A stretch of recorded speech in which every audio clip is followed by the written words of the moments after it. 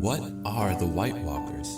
What do they really want? Is the long night an allegory for climate change? Does the Night King have green sight? Are the White Walkers actually Stark? Is Bran Stark the Night King? The White Walkers actually built Viserion a Blue Eyes White Dragon? Was the Night King also the last hero? Fire walkers because they can't swim? Okay, hold up. Let's talk about the White Walkers. Part 1. A brief history of Manifest Destiny. A really long time ago, Westeros was inhabited by natives, known as the Singers, or the Children of the Forest. The children lived in harmony with nature, until one day men showed up, waging war, burning their sacred trees, and all in all, messing with the vibe. The children try to fight back, but the men have greater numbers, stronger weapons, and are generally better suited to warfare. Out of desperation, the children create a weapon to turn all of man's strengths against him, and thus the White Walkers are born. But when the White Walkers go out of control, mankind and the Children of the Forest are forced to work together to push them back. As part of their pact, mankind actually take on the children's religion and give them back the deep woods. And in exchange, the children help mankind build a magic wall to keep the White Walkers out. Eventually, mankind breaks the treaty and forces the natives out beyond the wall, along with anyone else who refuses to be ruled by the king in the north. The Night's Watch, who are meant to protect against the White Walkers, get caught up in their conflict with the free folk north of the wall, losing sight of their true purpose. So, because he's a useful informant, the Night's Watch actually look the other way when Craster marries and rapes his daughters, and gives his sons to the White Walkers, which, it turns out, are being used to make more White Walkers. So, what's this all mean? Part 2. Walls have two sides. The central theme of the White Walkers is that we ultimately reap the violence, abuse, and exclusion that we sow. The White Walkers are monsters created from society's most abused and neglected children, deprived of love, freedom, and humanity. Their lineage or genetic makeup is irrelevant. What matters is that they're made from the innocent people that society is meant to protect, from the exact sort of crimes that society should prevent. So it's no surprise that the Army of the Dead is made from the exact people that the Seven Kingdoms refuses to allow into its borders. Ironically, Stannis goes to the wall and stops the wildling invasion because Melisandre tells him that the apocalypse is coming.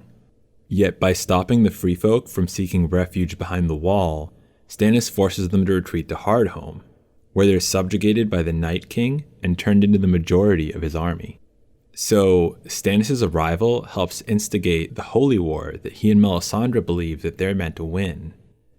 Whether you argue that the crisis is the fault of the savages north of the wall refusing to conform to law and order, or the tyrants south of the wall imposing rule based on a might makes right framework, blame isn't a solution, and neither is the wall.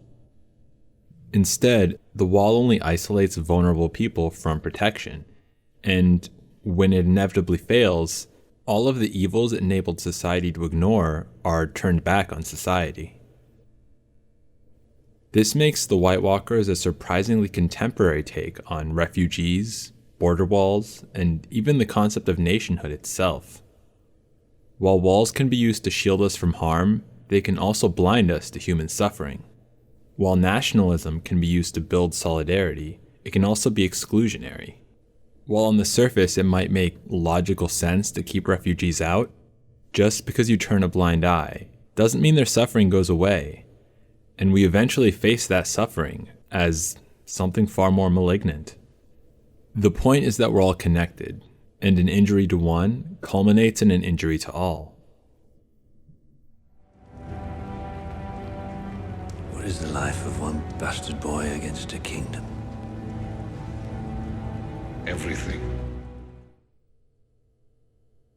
Part 3. Mirror, Mirror Beyond the Wall. In the books, the White Walkers are called the Others, which refers to the philosophical and sociological other through which a self-consciousness or a group consciousness attains certainty of self. According to philosopher George Wilhelm Hegel, the act of self-knowledge is not a solitary practice, but requires the mirroring of the self through the other. As in, we ideally need an other that's somewhat like us. For example, the concept of being white is built around the existence of people who are not white. The concept of there being men is built around the existence of women. It's through confrontation and recognition with the other that a self-consciousness seeks to understand itself, which is ultimately the purpose of the White Walkers. Being described as reflective and mirror-like, the White Walkers hold up a mirror to humanity, embodying mankind's worst practices of subjugation, indoctrination, and warfare. Collectively speaking, the White Walkers represent death as the counterpoint to life, and are likely the reflection by which the entirety of Westeros will be redefined.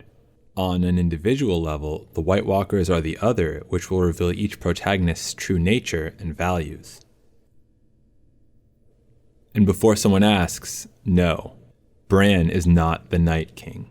Rather, the Night King is the great other to Bran's Lord of Light. Like Bran, the Night King was once a human being whose humanity was taken away from him in order to fight a war. Essentially, Bran and the Night King are two heads of the same coin, parallel entities serving opposite purposes, Thesis and Antithesis, which calls to mind Hegel's dialectic of the master and the slave. In this dialectic, Hegel presents an idealized confrontation between two consciousnesses, each seeking recognition from the other. Taken to its extreme, a life or death struggle ensues, so either one actually dies, or one comes out as the master and the other the slave. Yet, in this dialectic, death is the master of all, and thus cannot be overcome. Which brings the question, can the White Walkers even be defeated? And what brought them after all these years?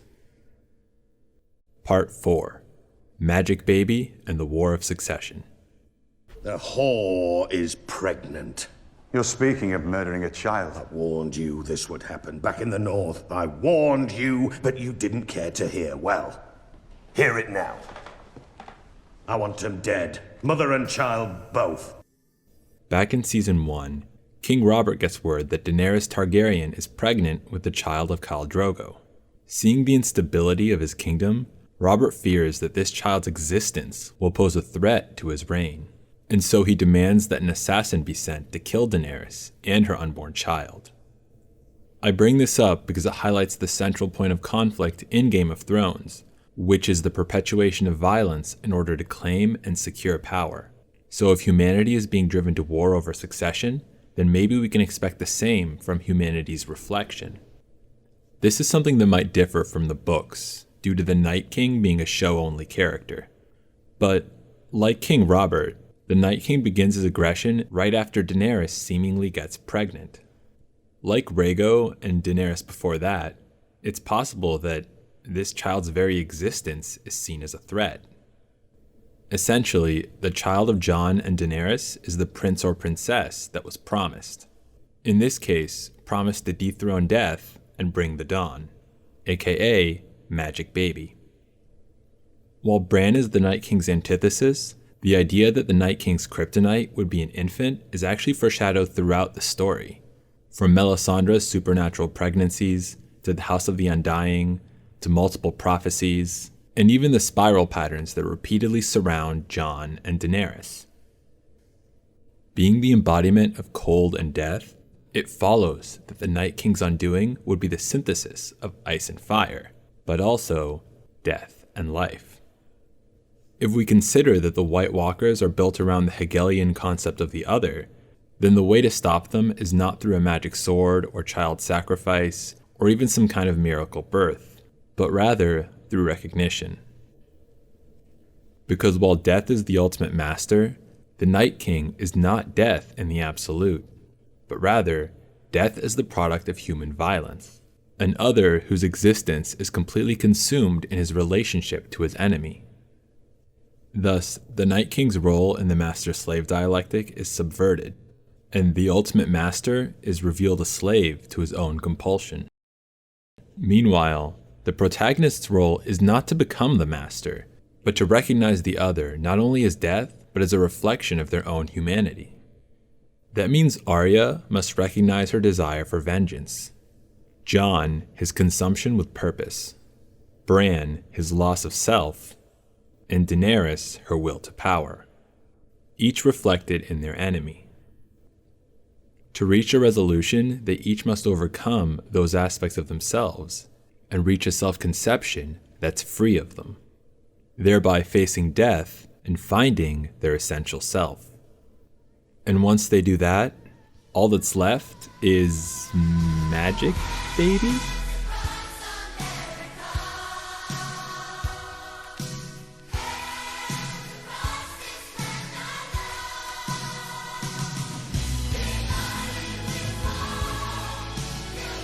For anyone that hasn't noticed already, I really enjoyed the movie Us.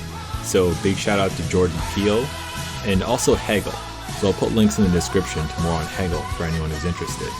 Anyways, this was my first ever animation, and so if nothing else, I hope it was at least fun to watch. So please, leave a comment, tell me what you think, do the like and subscribe thing so I know people are actually watching, and hopefully I'll have more videos out throughout the season. Peace out, and thanks for watching.